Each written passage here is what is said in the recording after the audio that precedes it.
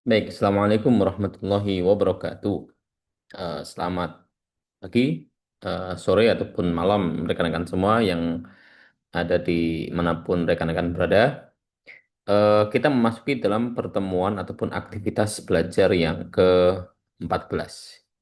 Di dalam aktivitas ini, kita nanti akan belajar mengenai eh, dasar-dasar organisasi berkas dan pengembangan aplikasi sistem basis data.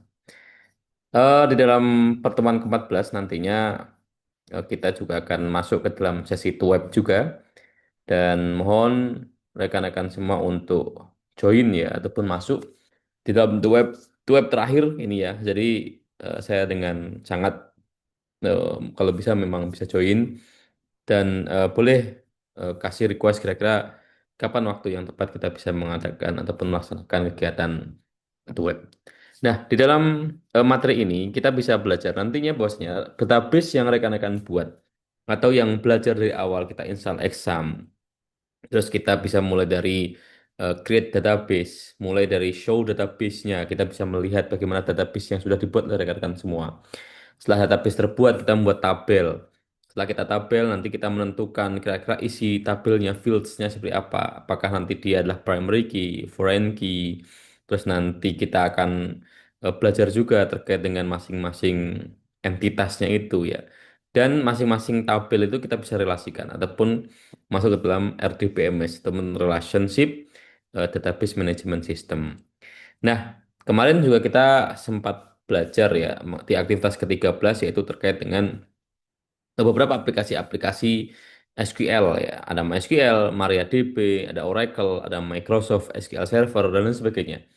Dan ini adalah bagian dari database itu sendiri. Nah, kita bisa tahu bahwasanya memang database itu fungsinya buat apa sih? Jadi kalau kita nanti membuat sebuah website yang kita buat kita bangun dari PHP mungkin atau mungkin dari berawal dari HTML, HTML, PHP, nanti kita bisa collab dengan apa namanya Java ya dan beberapa skrip-skrip lainnya. Entah nanti mau pakai frameworknya Laravel, frameworknya yang lain, ya itu silahkan ya. Yang jelas nantinya adalah website itu kan sifatnya statis.